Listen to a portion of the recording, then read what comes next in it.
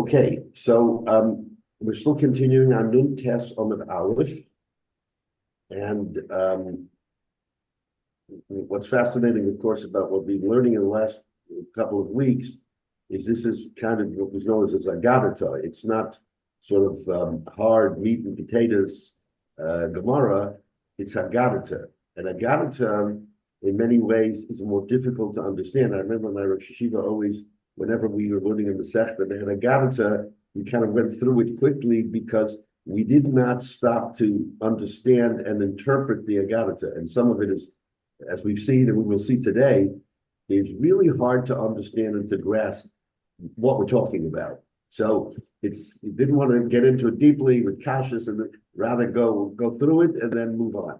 But it's a fascinating thing, and I think it's worth, again, we're going to go through it all, and if there's, we can probe a little bit, but it's not something that really gives rise to the depth of our understanding the way we would go through a piece of Gemara, which is really Shakla V'Tarya, the way we understand it.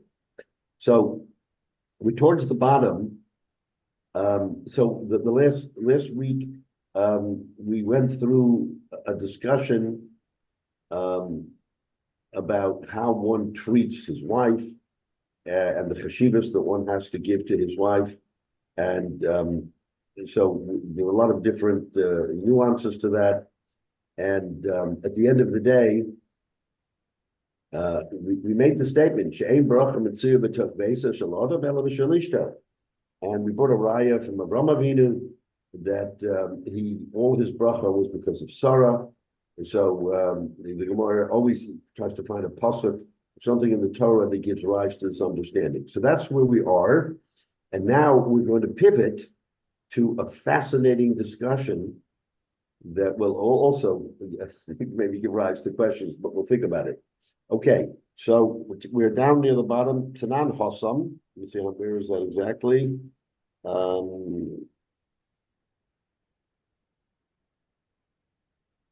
So three lines from the bottom, or 2 lines from the bottom, actually, at the end of the line, Tanan Hossam.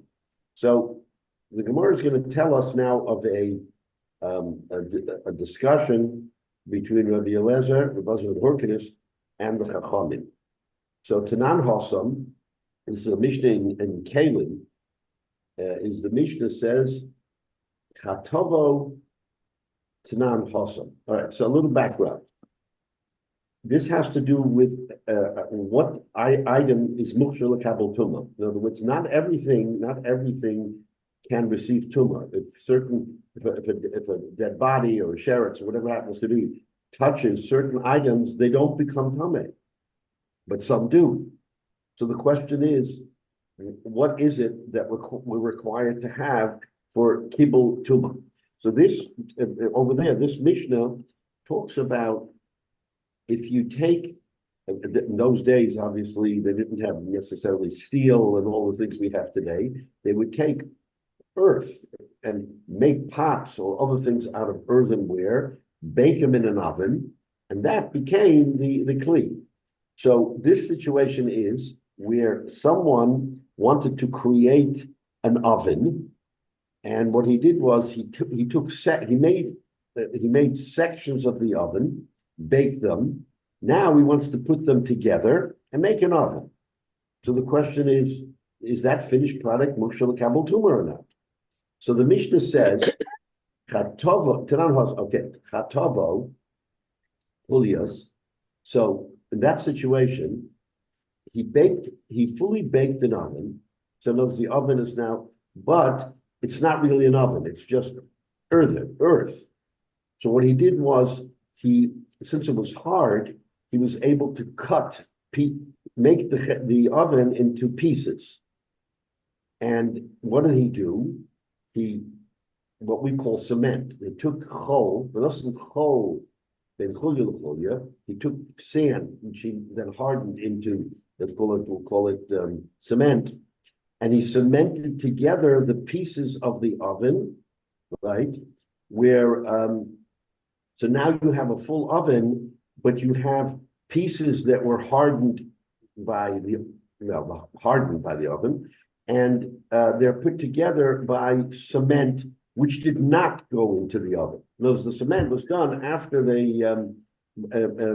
made the oven. So you have a major machlokes between Rabbi Eliezer and the Chachamim as to whether it's mukshel l'kabel tumah.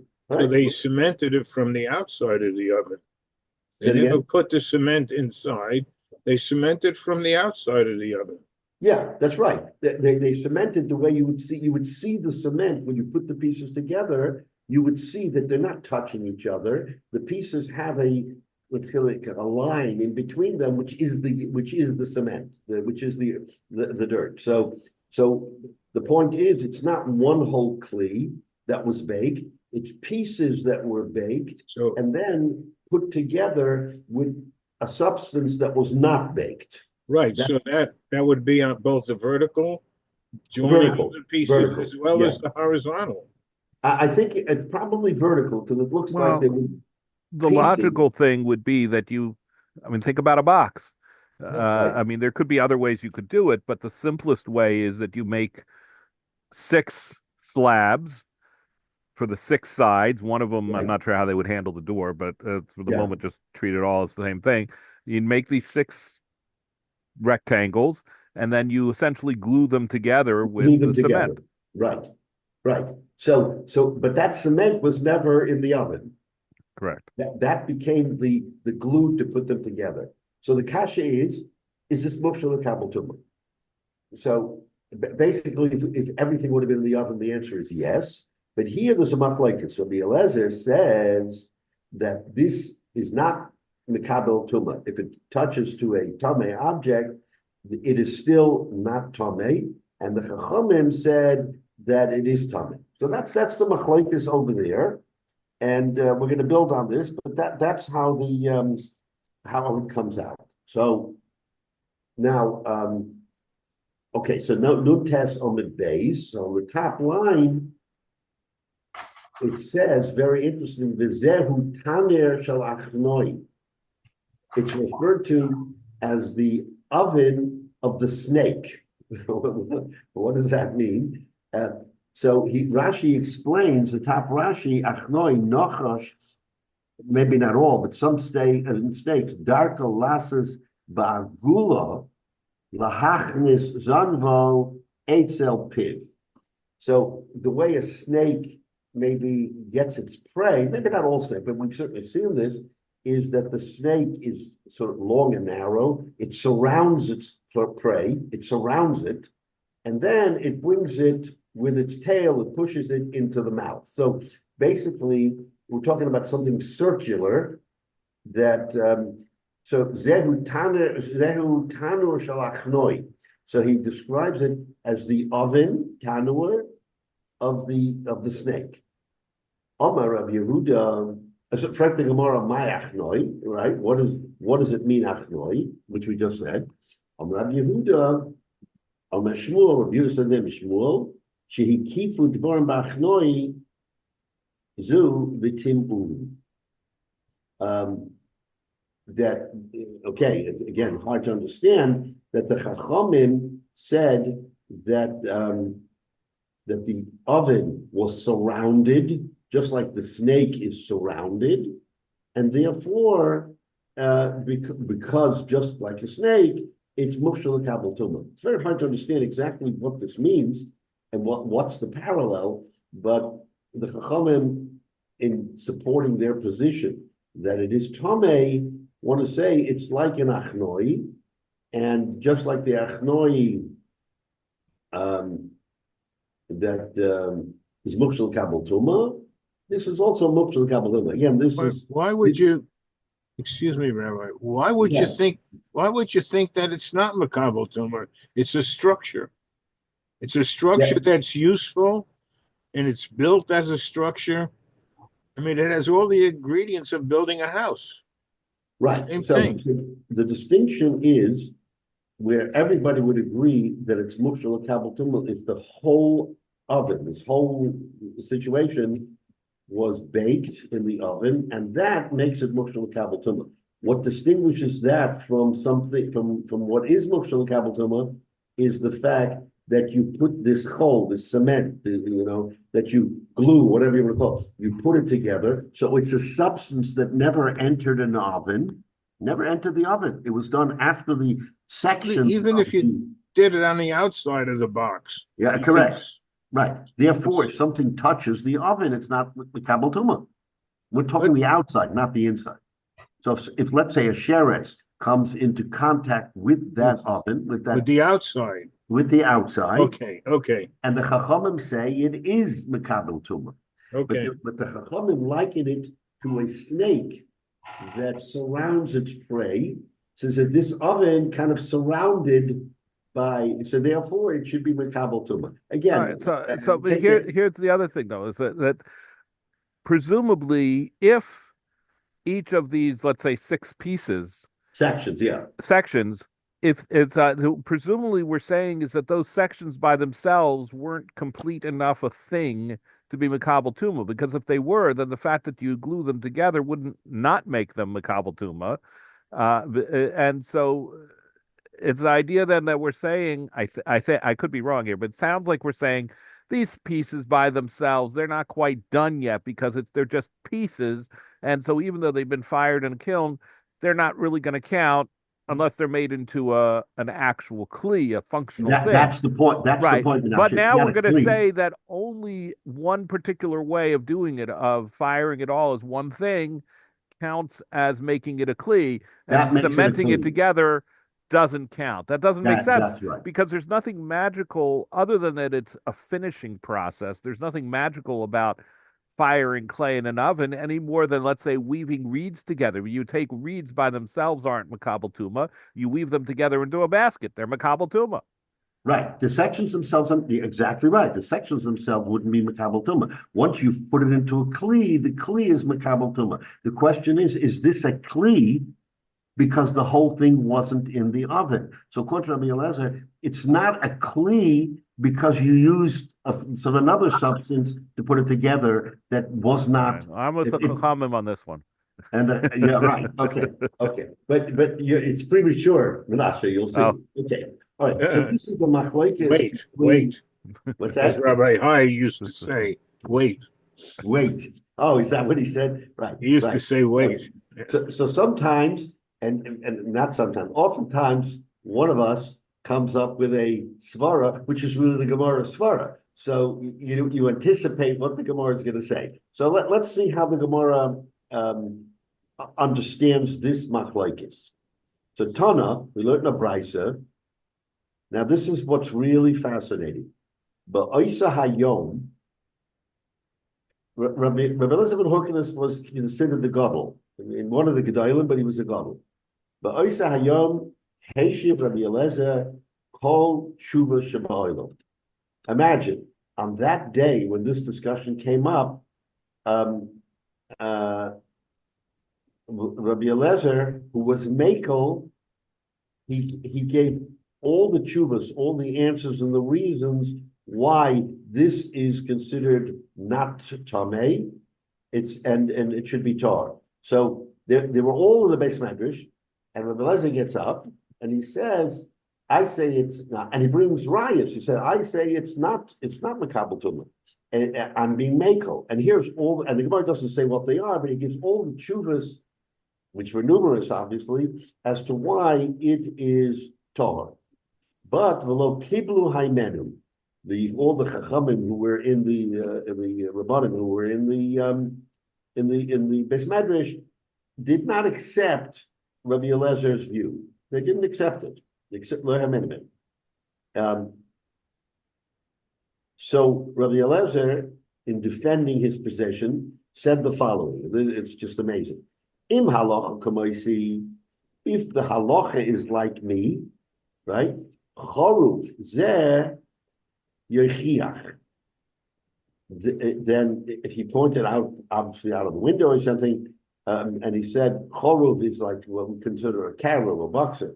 He said this tree will move. In other words, he's talking about nisim. Neker choruv koma meyahamo. Then this is like Moshe Rabbeinu with the with the rod before Paro. So the Chorov moved, it literally picked itself up and moved 100 amma. And some say it was 400 ammas. In other words, something fantastic. And so Rabbi Eliezer prophesied and said, the halacha is like me, and this is going to happen to show that it's like me, right? Proof of it. So imagine this. So the Chachamim Amru Lo, Ein Mivir Rayim and Achorov. The Rabbanan then responded, it says, don't bring me rayas from the Chorov just because the Chorov moved that you're right. They were not willing, it was Mamish Nisim, it doesn't happen. And Rabbi Eliezer is saying that this would be the proof. The Chacham say, we don't accept it. Then Rabbi Eliezer goes on, Chosav Amalahem, if the halacha is like me, then Emes Mayim Zvuchu. The water will start flowing backwards. In other words, the stream, the river that flows in one direction, it will reverse its course and it will all flow in the other direction. Again, mind-boggling, not something that can happen. We're not going to accept the fact that you said that it would be, and it happened, that you're right in this particular case. So could it be very skeptical?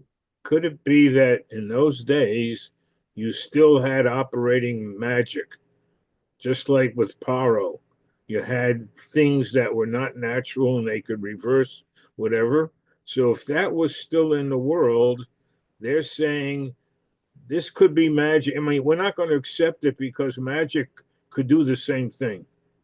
That in essence is what the Chachamim was saying. You know, just because something fantastic happens chutz miderech hateva and you predicted it doesn't mean that you're right in this case. Again, very strange, very difficult, but you're right. So they weren't willing to accept that he didn't perform some kind of a magic, and therefore he should be followed. So that's correct. Chosav Amalahem. Then one other thing he said to them in Malacha Kamaisi, if the halacha is like me, then kosle beis medrash yochichu, that the walls of the beis medrash will prove me correct. Why? Hitu kosle beis medrash lipol. So then all of a sudden they're sitting in the beis medrash, and the beis medrash, the walls of beis medrash start moving, and it as if they're going to fall over. And then it stops. In other words, instead of being at a right angle, it's at a 60-degree angle or whatever angle that is not normal. It's not normal to have a wall that isn't straight. Remember, last week we talked about one of the simanim of the Rabbeinu Shalom is that the Rabbeinu Shalom sits on top of the wall, kaviyachol, and he has this weight, which whatever it's called in the trade, where plumb line. What's that? Plumb line, exactly. So this plumb line will fall from the weight straight down, and that's the way we know you construct a wall that it'll be totally 90 degrees, right? It'll be straight. So here we have a straight wall. Rabbi Eliezer says the wall is going to tilt, and then all of a sudden the wall tilts as if it's going to fall down. All right? Nor Behem Rabbi Yeshua. So again, fascinating and fantastic. Rabbi Yeshua says to the walls, stop. He stopped them from falling down completely.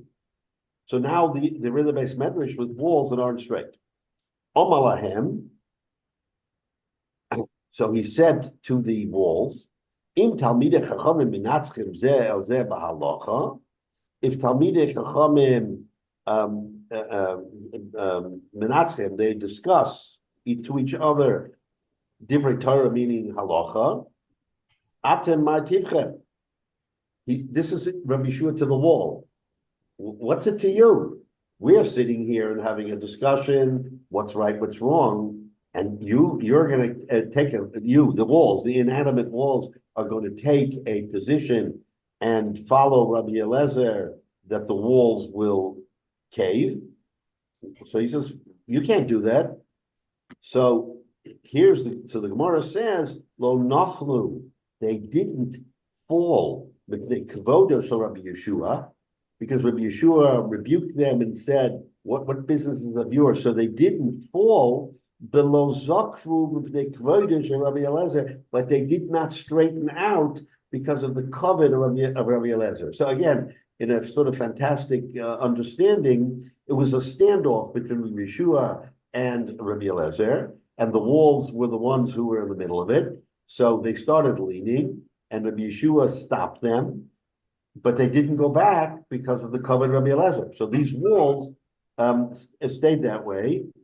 And the Gemara concludes that Brisa concludes va'adayin matin va'omdim, and going forward, that's how they remained. In other words, they did not straighten out. I don't know when the Beis Medrash would be. Maybe we can visit this Beis Medrash. No, they just realign, and they're not perfectly straight. They're wobbly. Right. No, but that's not wobbly. It's saying that it literally. I mean, they literally changed their position. Yeah. I mean, you could imagine a wall that is at 60 degrees or not 90 degrees. And like the Leaning Tower of Pizza. Leaning Tower of Pizza, right. Pizza, where it's I mean, the truth is they say it's still falling a little bit, but basically it's for hundreds of years. It's been at a visible tilt. Right. But they also could have realigned and come back upright, but not be in a straight line. They're offset one from the other, touching each other, but they're basically like they didn't give us exact measurements here, but clearly it could be more than one way. Yeah. Right, but the Gemara wants to show that they did not return to their original form because of the covet of Rabbi Eliezer, that Rabbi Eliezer had said that they would fall. So they're not going to fall, but they're not going to come back. So kind of everybody is got to sort of vindicated because Rabbi Yeshua stopped them from falling. In any event, these are the three things that Rabbi Eliezer used to show the Chachamim that he was right, and the Chachamim were not willing to accept any of them. Right, so that's the Brisa. So now here, Rabbi Eliezer now goes on.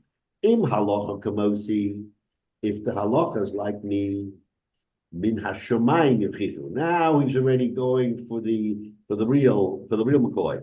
Then Shomayim will intervene on my behalf. What we saw till now, Jay, was just boss of a dove. I mean, you can say it's kishur, you can say it's magic, you can whatever you want to say, you can say.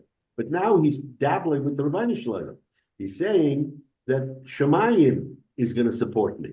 And what happens? Yotzo Baskol va'amra, a Baskol, which we know to be Kaviyachal, the Rebbeinu Shalom, who is intervening. Again, how we know that is kind of. So that, and the Baskol said, "Ma lochem eitzel Rabbi Eliezer." What's your vikuach? What's your argument with Rabbi Eliezer? Shehalacha kamosa b'chol makom. It's established that Rabbi Eliezer was the gadol, and his psak was the psak that everybody had to accept. So it's not as if we can have dueling paiskei halacha, one here, one there. One is going to say one thing, one is going to say another thing. The Baskal was declaring that Rabbi Eliezer, his halacha is it, right? That's it. End of story. Omar Rabbi Yeshua, so the same Rabbi Yeshua who counted him before, he got up on his feet, a ragla v'omar, and he said, Lo bashomayim hi, that this is not a matter that Shemayim should intervene. Lo bashomayim hi, right? That our Torah is here in this world, and heaven shouldn't intervene in the discussion that we're having. Now, let's just, the next line is, my lo bashomayim. What does it mean? The Rebbeinu Shalom is saying that the halacha is like Rabbi Eliezer, the halacha is like Rabbi Eliezer. What does Shemayim mean? So now he's going to say, and we saw this in this week's parsha in Mishpatim, we had it. Shekvanit the Torah mehar Sinai. Torah was already written and given by Moshe Rabbeinu from Har Sinai, right? So what does that mean? In other words, the Torah left Shemayim and came to the Basar Adam. He came to us. So as a result of that, we no longer listen to the Baskol, because it says in the Torah, which was given from Har Sinai, and we saw that these words were in the Parsha, Achrei Rabim Lahatos, right? It was Mamish in the Parsha, it was Potim. That after the Rabim, you go by the majority, the halacha that you psak is based on Rabim. So the fact that Rabbi Eliezer's position is supported by Shemayim, we override that, and we say the halacha is according to the Rabbi. Okay, we'll talk about that in just a moment. So that to complete this thought, and this is, a big It's a big deal. It's a big deal. Again, Rabbi Nosson met with Eliyahu Navi. What does that mean? Okay. And he asked Eliyahu Navi, "My Ovid Kuchudrichu Bahishata." What did the Rabbi Shalom do in the moment when Rabbi Eliezer with the Baskol and the Chachamim rejected the Baskol? What did the Rabbi Shalom do at that point? Omar le, so Eliyahu Navi said to him, Kohei Omar. That the Rabbi Shalom was that he was kind of smiling, he was laughing or smiling at that time, and he said, "Nitzchuni bonai," that he was saying that my children have they have the victory over me. Nitzchuni bonai. What does this all mean? So this is a very interesting understanding of the pshat. And that is as follows. The Torah was given from Sinai. And the Torah was given with every prat. And then now we have to understand and learn that prat. Okay? The Torah is like a yam, it's like a sea. One of the principles of the Torah Misinai is Achrei Rabim Lahatos.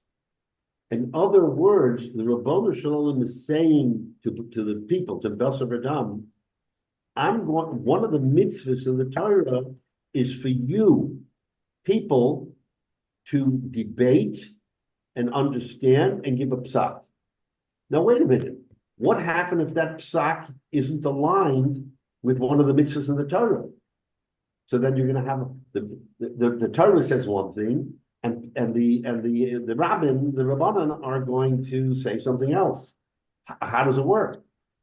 So this is the pshat that he said, so Eliyahu said, Nitzchuni banai, my children, so to speak, I got you. In other words, lo b'shamayim, Torah is not in Shemayim, it's on this earth, it's a Basar Adam. Remember the Malachim, we had a whole discussion, the Malachim complained, why is the Hashem giving Torah, the Torah should be b'shamayim, and the Hashem answered, lo b'shamayim. I didn't create the Torah for the Malachim in heaven. I created it for the Basar Adam, for the people in earth. And if they determine through a rabbin, Achrei Rabim, to give a psak, lahatos, and it goes against something else that is in the Torah, which is hard to imagine, but let's say it's nuanced and the Chachamim say something, you go after the Chachamim and not after what is from Shemayim. So, for instance, the famous story with Rav Moshe, Rav Moshe would always say that when he gave a psak, and it was unclear, it was questionable how to come out with the psak, that he would say, and again, there's every reason to say, let's say, that this item should be between kosher and non-kosher. Let's say it should be not kosher. But he would say, and again, he wasn't a rabbin, but I'm just giving the example, that he would say, I'm makel, and I'm going to give the psak this way, because I'd rather be wrong 10 times by making something that is osir and make it mutter, than one time making something that's mutter and making it osir. Yeah, very profound from Rav Moshe. But at the same time, what he's saying is, again, the Torah may have said, or the principle is, if it's not black and white, let's say it shouldn't be accepted, it shouldn't be kosher. And Rav Moshe, again, he did it alone, but I'm saying if the rabbin would have said, you know what, we're going to make this, we're saying that this is a kosher item, but by all accounts, from Simonim and whatever else, it shouldn't be. So now you have a clash between what the Rove says and what appears to be the contradiction. So this whole Indian tells us, that even if they're wrong, I'd rather be wrong once or twice and go after the rabbim than go after the yochid, and then you're going to have yechidim all over with different views. And this is something we have to sort of internalize in our day.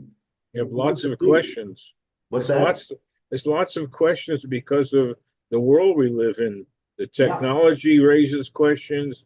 Aguna raises questions. Correct. All kinds of stuff. So, and we have also a longer term problem. I mean, look at Sephardim and Ashkenazim and other various groups where over the years we've gotten very diverse in halacha, where you could eat this thing, you can't eat that thing, etc. I mean, it gets so you can imagine now that you're going to have multiple piskei halacha. Big rabbanim are going to say one thing and another thing, and we're all going to be confused. Who should we follow? Should we follow this psak? Should we follow that psak? Which is why the Torah gave us this mitzvah, achre rabim lahatos. What it means is amunas chachamim. That just like in every generation, there are chachamim, there are great scholars and sages who come together and collectively they say this is the halacha, and we look at it and say, wait a minute, that's a little sketchy.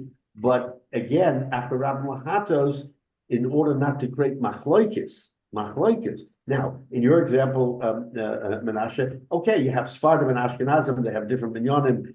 One doesn't affect the other, because if I'm Ashkenaz, so okay, I have my, again, Talmud Yerushalmi, Talmud Bavli, there are differences, and they're nuanced. So I don't have to follow that, but it's not going to hurt me. But if the same particular event, you have some people saying it's kosher, some people saying it's not kosher, and you're going to have piskei halacha, and then we're going to come along and say, all right, what am I going to do? I'll rely on the leniency of one as opposed to, and someone's going to say, no, I'm going with the stringency of another. That will create machlokes. So but we have that. I mean, it's comes very hard. So, for example, let's say you had a meal on Pesach, and the Ashkenazim say this shlita is fine. The Sephardim say no, it's got to be Bet Yosef, and at the same time now they're serving it with rice, and they say that's fine, and we say no, we can't. I mean, it's not so simple. Yeah, I mean that yes, okay, that's an example, but again, I can't speak to it specifically. I think what we're talking about here, yes, you're right. There's different philosophies, but it's within Sephardim there is a halacha, right? There's chachamim, there's halacha. Right, no, that's exactly my point. Within Sephardim, there's this majority ruled halacha, etc., and within Ashkenazim, right, similar. And yet, we look at the Jewish people as a whole, and maybe it's for reasons we don't have. Even Bavli and the Yerushalmi, they talk to each other. It was relative; it was a few hundred miles apart. As the world spread around to Germany and Russia and Spain and so on, right, things really became separate and different things evolved. And yet now it's kind of a little strange to me that now here it is in the modern age, we could in theory communicate all together and get together and say, let's work this out. So we should have one halacha for everyone. And yet we don't. I mean, maybe that's something that we need Mashiach. Yeah, and that's a good point. I mean, why don't we come together as a global Achrei Rabin and say, "Oh, the Yod and Ish." It's either. I mean, it might be we need Mashiach, we need the Sanhedrin, etc. Exactly. So we need a lot more. But the proof is in the fact that Rabbi Nosson says that from the Rebbeinu Shalom himself, the Rebbeinu Shalom, he kind of was laughing. I'm giving you the Torah, but yet within the Torah there is a sort of an asterisk, an exception that you don't necessarily have to follow that mitzvah if the rabbim, which would be considered the chachamim of the time, and especially well, it's not that we don't have to follow the mitzvah; it's that the rabbim define the mitzvah. Right. So your point is well taken. Parameters. Maybe in olden days it was not as acute, but today with technology and the advancement of all the different things that boggle the mind, AI and everything else, what's the halacha? Can you do this? Can you do that? Are you allowed this? Does this really mean what the Torah says that it's an avera? It's hard to process all of that. So that's why we say we have to rely on Amunas Chachamim that the Rabbanan, again, West, East, Sfarad, Ashkenaz, okay, but within that sphere, in other words, you can't dance Menashe and say, today I'm an Ashkenaz, and for Pesach I'm a Sfarad. So on Pesach I can now, eat kidneys and all those things, but after Pesach I'll become an Ashkenaz again. That's kind of like a little. Well, it's like for Pesach I go to Israel, right? But the rest of the Chagim I stay home. Well, but listen to this. Even in Eretz Yisrael, which I find interesting, the question of 1 day yontif, 2 day yontif. I mean, we've all encountered that, and there are different piskei halacha. I mean, you go to one big paisek, and he will make the announcement you're in Eretz Yisrael, even if you're Chutz La'aretz, even if you know you're going back. You're here now, so for being here now, you're considered as being in Eretz Yisrael, and they give all kind of rayas why that should be. Another psak says, yes, if you come and you don't have any thoughts of leaving, you can do 1 day. If you then leave, you leave. Okay, but right now you're here. So according to that view, if you come to Eretz Yisrael, you're here. Forget about everything else in the world. I'm here. If Mashiach comes, I'm staying here. I'm not going back. But this is the example where, again, what do you say, Achrei Rabbim? I mean, I don't know that there is one unified psak about this subject of Eretz Yisrael, Kedushas Eretz Yisrael. But at the same time, this is exactly what this Gemara is talking about. You don't want to have machlokes. Therefore, what seems to be a difficult situation to resolve, we should resolve it through Amunas Chachamim. So why the Rabbanan and Eretz Yisrael, for instance, don't get together and have especially on this Indian, which is a very complicated one, and give a psak. Okay, one psak that this is the way you fearza. Either you do it this way or you do it that way, instead of I asked that question once in Eretz Yisrael of a Rav. He said, if we make it 1 day here and 2 days in Chutz La'aretz, the Israelis who never had 2 days, when they go to America for a Chag, they don't want to observe 2 days. What kind of 2 days? We never had it. And they don't. In our community, all of the Israelis observe 1 day. Right. Right? No one observes 2 days. So they're saying they can't make it uniform because Israelis will not observe 2 days in Chutz La'aretz.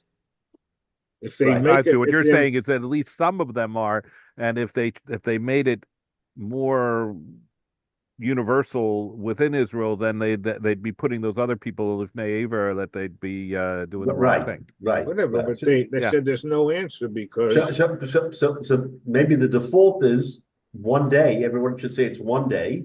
This way, no one will be over if they're in Chutz La'aretz. And those who are in Eretz Yisrael, Mamish in Eretz Yisrael at the time of the Chag, they should accept this is the Chag. But it turns out there's a great article in YU Torah on Yom Tov Sheni Shel Golios. Right. And they went through all sides of the story. And that's why the Soloveitchik came up with this day and a half, where you're basically privately, you're observing the second day because you can't do it publicly, even though that's changing nowadays. There are a lot of people who observe a second day in Yerushalayim with their Shabbos clothes, as a chag, even though it's an insult to Eretz Yisrael, because there was never a second day in Eretz Yisrael. But privately, the whole chap of Soloveitchik answer is that privately you can observe the second day in, let's say, in my daughter's house. The fact that I don't go out in my rental car Nobody knows that I'm observing the second day in the house. The Yeah. fact that the lights are going on and off, they don't know that it's me doing that. The Israelis can do, so it was a brilliant hybrid solution by Soloveitchik, which is, I did that once myself. It's very hard to be in a house and observing the second day privately because you're looking on your watch. When's the fast over? How many more hours? Yeah, It's exactly. an awkward thing, and they wrote it that way in this article on yu.org. Phenomenal halachic discussion. What's that, David? What's that? No, I didn't hear what you said. It's a fascinating halachic discussion. No, For it's sure. how like This David was trying article, to say. Yom Tov Sheni Shel Golius on Yeah. yu.org. No, I understand. So we've all been in that situation, and we accept the psak that I have to keep 2 days. Then of course you need to make preparations because there are minyanim here and there. Only privately. I'm not saying they're they're somewhat. And they do it in hotels because they can keep it private. Exactly, I was about to say it's not publicized to the Hamon Am. So if I do it, then I have to make all kinds of inquiries. Where can I daven on the second day of Yom? Hotel, or in fact, that's mostly where we go, to hotels where you have people from Chutz La'aretz. But it's a fascinating discussion because again, it touches on the halacha here, which maybe the Chachamim couldn't get together. It says Acharab Lahatos. So why don't they get together and say this is the halacha? But the fact that they don't maybe is the exception to the rule that when they get together, then clearly that's the halacha, even if it seems to go against the grain of what we know. It's Acharab Lahatos. All right, so let's go a little weiter, and we'll see here. Okay, in the story, the ongoing saga of Rabbi Eliezer and the Chachamim. Amra Oisa Hayoim, the Chachamim, the collective Chachamim at the time, have you called Tahara Shetir Rabbi Eliezer? Okay, they put together, they brought together all of the kulas, because Rabbi Eliezer was a makel. Okay, from this we see he was the makel and the Chachamim were the machmirim. So they put together, they sort of made an account of all of the Piskei Halacha of Rabbi Eliezer, where he said Tohar, V'sarfu be'esh, and they burnt it. They threw it in the fire, meaning they did not want Klal Yisrael or whoever was there to accept that and to learn that. Sarfu be'esh, and they didn't show on and then basically they wanted to put him in chayim. Now, again, this is a very extreme situation because the Chachamim, it's almost lahavdil. If you have someone who, a heretic, who comes in and he wants to, acher, for instance, we talk about acher, he wants to subvert what is Torah's Moshe Messinai, then you put him in chayim. You say everybody knows that he's not to be, relied or discussed. Said, so they put Rabbi Eliezer, the god of Rabbi Eliezer, in chayim. Says the Gemara of Ra'oma mi yelech v'yadu, but they then talked about amongst themselves who will tell him, who will go to Rabbi Eliezer, because Rabbi Eliezer was not in the Beis Medrash with the other Chachamim, and they will say, who will tell him that of our psak? Amalei Rabbi Akiva. So Rabbi Akiva said, Ani Eilech, I will be the one to go. Why? What was the point? Shema Yelech Adam She'eno Hagun Yudiu, maybe someone who is not as knowledgeable, is not proper. The Machrev is Tala Olam Kula. So look at what Rabbi Akiva is saying. Okay, again, beyond our pay grade, so to speak. Okay, you're putting him in Chumrah. We all have now voted, and we've said after Rabbim that we're going to put him in Chayru. Says Rabbi Akiva, okay, now we have to tell Rabbi Eliezer. Who's going to tell Rabbi Eliezer? Why is it a big deal? Because if someone tells him in a way that isn't Kahagun, then Rabbi Eliezer there's the possibility that it'll destroy the whole world. If Rabbi Eliezer had all of these baskal and all of these amazing things that happen, then clearly Rabbi Eliezer has a tremendous power. If he has a tremendous power and you present this to him in a dishonorable way, then maybe the whole world will be destroyed. That's what Rabbi Akiva was concerned with. So what do we do? Ma'aseh Rabbi Akiva. What did Rabbi Akiva do? So here's what he did. Lavash chayrim. He dressed in black. Okay. In his atef shechayrim. And he surrounded himself with black items. In other words, he was all in black, which, I mean, that's the nusach. It's interesting because today we say that that's nusach hagoy and we shouldn't do it. In other words, we see that among the Umas Ha'olam, when they have a funeral, whatever it is, everyone's in black. Okay, now the colors of Purim Eden is black and white anyway, but let's just say that someone is not wearing black. There's no issue in coming to a funeral and not being dressed in black. There's no such issue. So, but he dressed himself in black. Rabbi Akiva did. The Yoshav Lefonav B'Tchuk Arba Amos, and he came to the home of Rabbi Eliezer, and he sat himself down from Rabbi Eliezer Dalad Amos. Amar Rabbi Eliezer saw him, and he said, Akiva, Ma yoyim miyoyim. What is this day different from all the days that you don't come to me, you come into the house? You're sitting down the Arba Amos before me. Amaloi, So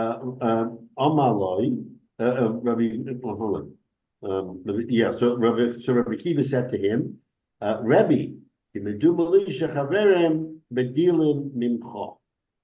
so look at the lashon. We talk about how one should talk to somebody else. I guess maybe there's different ways of saying it. He didn't say you're excommunicated, that you're a chaver. He said that you're chaverim, meaning the other rabbanim, bedilim mincha. We removed ourselves from you. In other words, it's the same thing, but look how it's said. It said that we are taking a step back, not that we're throwing you out. Okay, I mean, he changed it to a positive. What's the big deal? He changed the negative to a positive. Yeah, right. So, in other words, it's as if to say, we're the bad guys, and therefore we have to remove ourselves from you because you are the God who you are. Now, Rabbi Eliezer understood that. So what he did is, Afu Kora Begoda Becholatz Benolav, he tore Kriya, and he took off his shoes like an ovel, because he understood that what Rabbi Akiva was telling him is that you're in Chayrim, and not that we necessarily have someone that we put in Chayrim, but that's the halacha. The halacha, I mean, the black letter halacha is that when someone is in Chayrim, it's as if he becomes an ovel because he's lost, his connection to Klal Yisrael. V'nishmat v'yoshev al gabi karka, and he sat himself down on the karka, which is the minhag, of course. We sit low on the karka like an avel, right? Zalzu eno demos, and he began to cry. So let's go back a minute. The last couple of weeks, what did we say?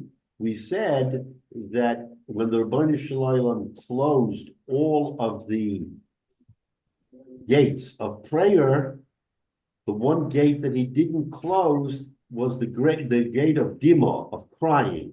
Now we said it in the context of a wife, a woman who might be in her tefillah more prone to crying, and we said that's why you have to be so careful as to honor your wife or honor so that there should not be demos. So that was the backdrop. So what happened? So Rabbi Eliezer started crying. He started crying. All right. Lokach ha'olam. Now, again, so this is what Rabbi Akiva was concerned about. He says, if I come to him and if the wrong person comes to him, the whole world can be destroyed. So here's what happened. Lokach ha'olam. So the world was struck. Lakicha means that he was punished. what happened? Shlish b'zeisim, b'shlish b'chitim, b'shlish b'sorim. So again, hard to understand, but a shlish, a third of the world's olives, a third of the world's wheat, and a third of the world's barley was destroyed. In other words, not the whole world was destroyed, but only a shlish. V'yesh omrim, and some even went so far as to say not only was that destroyed, but af botzak shividei isha tofa, that the dough that was in the hands of women who were making challah or making other things was also nifshal, was also destroyed. Again, hard to understand, but maybe there is a lesson here. Kavod HaTorah is Kavod HaTorah. The fact that we disagree, there is l'shem shemayim, right? We say that by a Jew, it's machlokes l'shem shemayim, and that machlokes is in heaven, and therefore it's not like the machlokes of the goyim, which we say is for the varim b'telim. Why should you have consequences here? What's that? But you had consequences here. You had consequences. It was l'shem shemayim. Right, but it didn't. Again, you're right, and the point is that because of the greatness of Rabbi Eliezer, that even though the rabbim who we normally follow were the right people here, he's saying that Rabbi Eliezer is also right. In other words, you can't just dismiss him and say that because he said a makel that he's wrong. That's the beauty of the point that we're making. Is it's like the discussion of Rabbi Eliezer, Rabbi Yeshua about the wall. So it didn't fall and it didn't go back. So if you go back to the beginning of the story, the Machlokas, what other way could they have handled this thing such that a third of the world's stuff doesn't get spoiled? Well, and again, at that point in time, the way we understand it, Rabbi Eliezer should have, in a sense, subordinated his psak to the psak of the Chachamim, because Achrei Rav Lahatos. So if you ask the Kasha, Rabbi Eliezer knew the Torah, right? Torah's Moshe says in Parshas Mishpatim, Achrei Rav Lahatos. Didn't Rabbi Eliezer know that? Didn't he know that my psak, as powerful as I believe it is, has to be subordinated to the psak of the... But he didn't do it. But he didn't do it. So you can blame the whole effect on the world to his lack of doing something. Right. But so therefore Rabbi Akiva said, we know Rabbi Eliezer is not correct. We know that the psak should be like everybody else. But because it's Rabbi Eliezer, we're not going to besmirch his covet. We're going to have to do it very delicately. But wait a minute. Failed. They failed to have an outcome. But remember a minute. There was a baskoil that said the halacha is Rabbi Eliezer. I understand that. They supported him, except that that's not the halacha. But they may have known that there's going to be consequences no matter how they handle the situation. But you see that because Rabbi Eliezer says if it's not done correctly, then the whole world will be destroyed. So Rabbi Eliezer understood that it's possible that Rabbi Eliezer's power, the Rebbe Shlomo will defend Rabbi Eliezer and he will destroy the world. Therefore, to minimize that, they did it very delicately. And even so, a third was destroyed. He didn't destroy the whole world, but he destroyed enough for you to say... Right, the mission failed. Right. So again, how do we understand this? I think it's beyond merely comprehension, but there is a lesson here. There is a lesson. And the lesson is clearly that we do go Achrei Rabim, that we have to go according to the majority in order for not to be machlokes. But if there is dissenting opinion, then don't besmirch it and just, take your hand and dismiss it. You still follow the halacha, but you besmirch it. And again, I'll go back to the godless of Ramosha Feinstein. Back many years ago, we might remember, there was a very controversial halacha having to do with artificial insemination. Today, it may be even more dramatic. But back in the day, Rav Moshe was matir. remember this halacha that Moshe was matir, whatever the circumstance was, whatever you did, there was a heter to do it. I can't tell you how many, but there was an outcry by Rabbanim all over and said, how can you do that? So there we might have had a situation of Achrei Rabbim, but Moshe wasn't willing to give up his psak. So, of course, Moshe was Moshe, so many people followed, and of course, many didn't. Again, I can't remember how but it was pretty dramatic, but then it sort of kind of faded away. So I don't, if any of you remember exactly. But the outcome, but the reason that he went that way is because the outcome was positive for mankind. You'll have children will be born. Right, but let's just say you're right. I agree with you. But let's just say if the sages, the Rabbanim of that era, understood from the Torah that was not appropriate, and I'm not going to go into the issue, then we're saying that the Rabbim have a koyach. We can't just dismiss the Rabbim and say, oh, this is something that's good for mankind, therefore we should allow it. It makes sense, and I think that's what Rav Moshe was sort of getting to, is that it's a mitzvah in the Torah. They should be fruitful, they should be multiplied, pruruvu, and if you need the assistance of something that is outside the scope, in his view, that was not anathema to the halacha. But if the Rabbim said it was, then you can argue. So why didn't Rav Moshe cave? Okay, why didn't he cave? So again, it was a fascinating discussion. I remember in the Torah world, it was a very big discussion at the time. Well, and then it kind of sort of died down and yeah, but I met him. I had a one-on-one with Rav Moshe once. Yeah. And when you looked in his eyes, you saw a person with tremendous rachmanas for the people, tremendous love for the people, and to find ways to help out the people. But it was in his eyes. You just couldn't resist looking at him directly eye to eye, and it was just amazing. Right. What you could see in his eyes. I think from what you just said, there was a sort of like a joke, if you will, that was said back in that time. I remember is that if you followed Rav Moshe, if you followed Rav Moshe, you followed Rav Moshe. But if you sort of followed Rav Moshe and then followed the Rabbim, you'd wind up with a chazer that has a stempel of kashrus, because you wouldn't be able to sort of figure out what's right, what's wrong. But if you followed Rav Moshe all the way, I agree with you. His philosophy was, let there be 10 situations where I was mater a davar aser, and not one situation where I asered a davar that was mutter.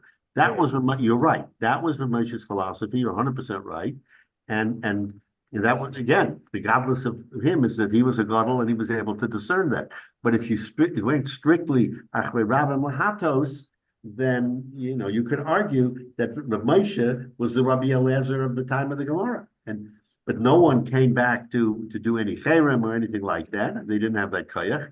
But again, it's a mussar haskell to all of us that in terms of understanding the godless of our generation, we're all struggle. We all want to hear the psak we want to hear. I've said this a number of times that when I was in the yeshiva, there were different gedolim, and you knew the leanings of different Rosh Yeshivas. So when you wanted a psak, if you wanted a more mekel psak, you went to that Rosh Yeshiva, because you knew that he would be a little bit more mekel than the others.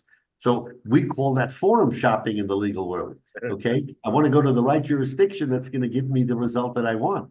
And lahavdil, isn't that what we have today? We have different district courts, and we saw this recently with the president with the issue. And the district court makes a pronouncement, and then comes the Court of Appeal and supports the district court. Okay, now we may have district courts in other part of the country that disagree with that. So that's why we have a Supreme Court. At the end of the day, if there's a machlokes between the different jurisdictions. You have to go to one arbiter of halacha, Lahavdil, and that's the Supreme Court. It's the same thing someone said before about the Sanhedrin, right? You had Sanhedrin of Shalosh, Sanhedrin of 23, and then you had the Sanhedrin Hagadol in the Beis Hamikdash, and because there were disagreements, and how do you understand the halacha? So you have to go to one body, and at least at the time we had a Sanhedrin that was unified. Unfortunately, we don't have a Sanhedrin. We don't have a unified body that can make a psak halacha for everybody. So that's why we are in the situation we are. We have to actually, again, as I say, it's not so much the question of Sfard and Ashkenaz, but within our understanding of the halacha, there are nuances that go one way or the other. But this really is a fascinating discussion about how you treat a gadol, in this case, Rabbi Eliezer, who distinguished himself from the klal, and he said, "I'm makel," and like you said, Jay, it's the Rav Moshe of the time because he was more makel than all the rest of them, because he saw in Klal Yisrael that they needed that kula, and he was right. And the Rebbeinu Shem gave him gerechtigkeit, but he said, even though you're right, that's why Eliyahu Navi said, the Rebbeinu Shalom said, you're right, but I can do nothing about it because I gave you a halacha about Rabbi Mahatos, and therefore, even if something is right, it could be wrong. And that's a fascinating thing to think about, that the Rebbeinu Shalom gave us a sort of leeway, not just haphazardly, but again, through the Gedolim of the time. So each Gedolim of the time have to make that distinction. And because we are in a time that's so complicated with all kinds of, different technology, it's much more challenging to have a unified approach. I remember Rav Moshe, you may know this, Jay, or Rav Moshe, when he didn't understand something in the scientific sphere, he used to go to his son-in-law and to understand what it is that we're talking about. And Rav Moshe Tendler, who was a gadol in his own right, would say, this is the way we understand the science or whatever it was. And with that in mind, because Rav Moshe didn't know. How would Moshe know? They did all the medical engineering or a scientific. Yeah, but they did all the medical questions, Rabbi Tendler. What's that? Rabbi Tendler did all the medical kinds of questions. All the medical questions, correct. Yeah.